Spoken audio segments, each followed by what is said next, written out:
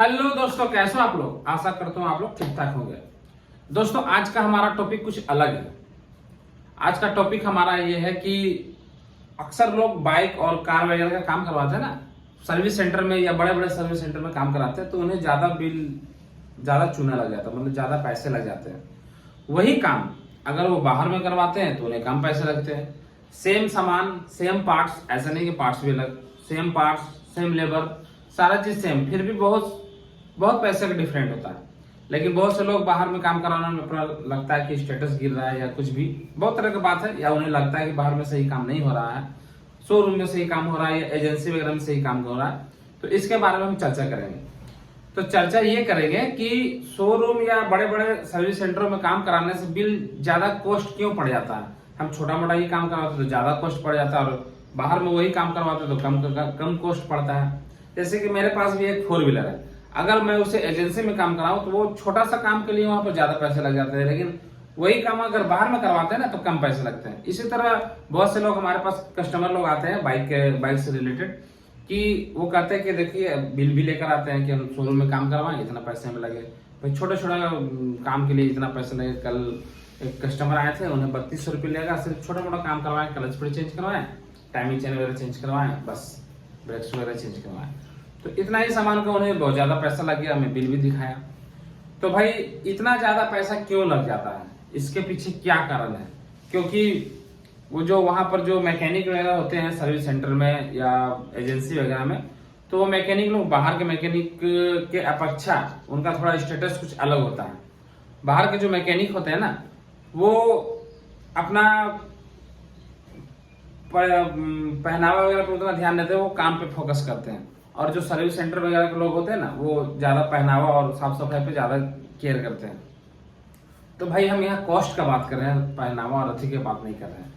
तो कॉस्ट क्यों ज्यादा पड़ता है, चलिए मैं आपको इसका रीजन बता देता हूँ।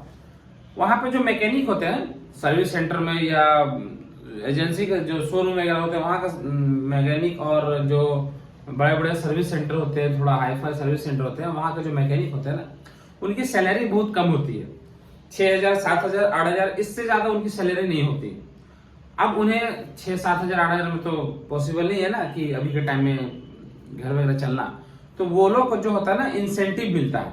इंसेंटिव समझते हैं, मतलब कि कमीशन।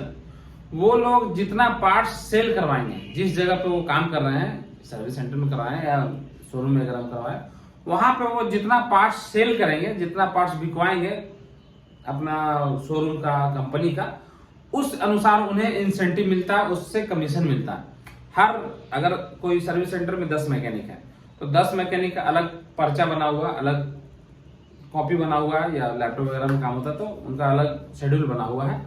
उसमें जो भी पार्ट्स वो खरीद ले, जैसे कि गाड़ी उनके पास आया, उनके अंडर में आया कि आप इस गाड़ी का काम करोगे, वो खोले गाड़ी खोलने के साथ आपका कपलिंग रबड़ खराब है, हटा दिए, ब्रेक शू खराब है, हटा दिए, ये आपका चलेगा नहीं। जो चलने लायक है वो भी आपका नहीं चलेगा, फिल्टर वगैरह भी चलने लायक है तो नहीं चलेगा, इंजन ऑयल चलने लायक है तो नहीं चलेगा, मतलब जो चीज चलने भी लायक है उसे भी वो हटा देते। क्यों? क्योंकि उनका उनसे इंसेंटिव बनता है, पार्ट्स में उन्हें कमीशन मिलता है। अगर आप मान लीजिए कि कोई मैकेनिक है सर्विस सेंटर का, वो महीने का 70-80 हजार का अगर माल बिकवा दे रहा है वहां से, तो उन्हें 70-80 हजार का 10%, कहीं पे 8% है, कहीं पे 10% है, कहीं पे 12% है, वो उनका 8 से 10%, 12% कमीशन जाता है। अगर वो 80,000 रुपए का माल महीने में बेचना कोई भारी बात नहीं है। एक गाड़ी अगर दिन भर में 2-3 गाड़ी आए, 3-4 हजार का अगर एक गाड़ी में सामान लगा, 4 दूनी 8 हजार। ऐसा नहीं है कि कभी ज्यादा ही लग जाता है, इंजन वगैरह खुला तो ज्यादा लग गया। जो सामान मतलब बैरिंग भी खराब है, सही है, चलने लायक है, तो वो भी चेंज, साउंड नहीं है फिर भी चेंज। तो वो जो 80,000, 1 लाख रुपए का वो माल सेल करवाते हैं, तो उस मान लीजिए कि 80,000 का माल सेल करवाया तो उसमें 10% इन्हें कमीशन मिल गया, या 12% कमीशन मिल गया, या 8% कमीशन मिल गया। तो 10% का 8,000, 8,000 रुपये हुआ। 10% 80,000 का 10% हुआ उसका, सॉरी 10% हुआ 8,000, 80,000 का 12% का डिवाइड कर लो कितना आ रहा है उसका। उसमें जो कमीशन बनता है ना, वो उनका सैलरी में ऐड होकर आ जाता है। अगर 8,000 सैलरी है, 8,000 कमीशन हुआ तो उनका 16,000 रुपया ऐड हो गया। तो इसलिए वहां पर ज्यादा आपको बिल बनता है। हम लोग भी जाते हैं अपने, मैं पहले जब शुरू गाड़ी लिया था ना 4 व्हीलर, तो शोरूम में गया था क्योंकि उसमें कुछ ऐसा ऐसा सामान था वो बाहर में मिल नहीं रहा था। तो टाटा का शोरूम था, वहां पर गए तो जो डिस्क पैड सही है फिर भी वो चेंज होगा। हमने भैया इसमें तो कुछ प्रॉब्लम ही नहीं है, हमें वही लगा दो। मतलब कि आप अगर वहां काम करवा रहे हो तो आपको थोड़ी बहुत जानकारी होनी चाहिए। आपका 1500-2000 में कपड़े रबड़ चेंज होना ही होना है वहाँ एजेंसी में। ब्रेक शू आपको फर्स्ट सर्विस सेकंड सर्विस में चेंज होना ही होना है। अगर आपका 1200-1500 ही गाड़ी चला है, इंजन ऑयल चेंज कर देंगे, क्योंकि उनका सब कमीशन का खेला है। और अगर आप बाहर में ये काम करवा रहे हो तो बाहर में ऐसा नहीं है। बाहर में आपको प्रिंट से डिस्काउंट भी मिलता है, ऐसा नहीं कि आपको प्रिंट पर सामान मिलता है। बाहर में अगर आप काम कर रहे होगे ना तो वही सामान आपको बाहर मिलेगा, वो आपको कम में मिलेगा। मतलब प्रिंट से 10%, 12%, 8% तक छोड़ दिया जाता है सामान में। वो जो प्रॉफिट होता है ना 10%, वो कस्टमर को फायदा होता है, ना कि दुकान वाले को। वो पैसा वो उनको छोड़ देते हैं, ना कि वो किसी को कमीशन। बाहर में भी बहुत जगह ऐसा होता है ना कि कस्टमर को लेके जाने पे उनका कुछ कमीशन बन जाता है मैकेनिक लोगों को, बहुत जगह पर। तो सब कमीशन का खेला है और इसमें घिसते पिसते हैं कस्टमर लोग इसमें घिसते हैं। और जो बिल उन्हें 4000-5000 में हो जाता है, वो उनका 7000-8000 बिल चला जाता है, बाकी सब कमीशन।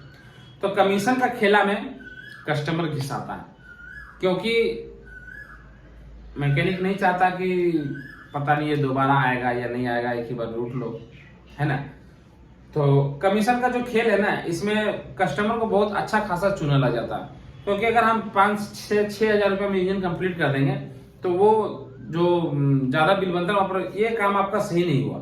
अगर आप उसी काम को 12,000-15,000 रुपये बिल ठोक देते हो ना, तो वो काम उनका सही हो जाता है। ऐसा नहीं है।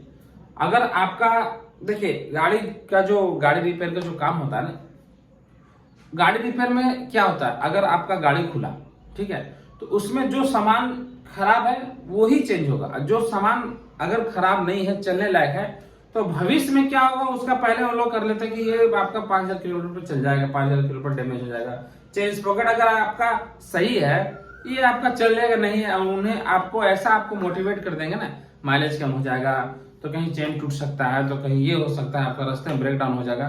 ये रास्ता में ब्रेक डाउन का गारंटी कोई भी नहीं ले सकता है। अगर किसी का रास्ता में ब्रेक डाउन हो गया, मैकेनिक चीज है, कभी भी कुछ भी हो सकता है। ऐसा नहीं, कॉइल कभी भी खराब हो सकता है, चेन टूट सकता है, कुछ भी हो सकता है, इसका कोई गारंटी नहीं लेता। लेकिन ये आपका रास्ते में हो जाएगा, मतलब कस्टमर लोगों ना हड़का देते हैं, आपका ये हो जाएगा, वो हो जाएगा, ऐसा कुछ नहीं है। अगर आपका ब्रेक शू चलने लायक है तो उसे चलने दे, फिल्टर चलने लायक है तो चलने दे, इंजन ऑयल चलने रहता है, चलने लायक है, चेक कर ले, चलने लायक है तो चलने दे। कस्टमर को चुना लगाने से कस्टमर भी सोचता है कि भाई हम ये गाड़ी बेकार ले लिए, बहुत ज्यादा खर्च मांग रहा है, ये गाड़ी हम बेकार लिए। गाड़ी खर्च ज्यादा नहीं मांगती है, बस आपको मैकेनिक सही मिलना चाहिए।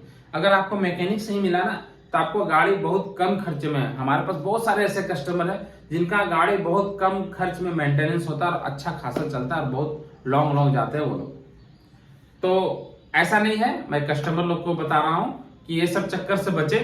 अगर आपको एजेंसी में ही काम करवाना है तो आप खड़े रह के काम करवाओ, गाड़ी के पास खड़े रहो, भाई ये क्या खराब है हमको इसमें दिखाओ, है ना।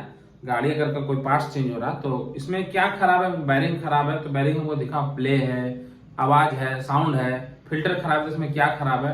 आप गाड़ी सामने खड़े रहकर काम कराओगे ना, तो आपको काम भी अच्छा होगा और चूना भी कम लगेगा, समझ गए।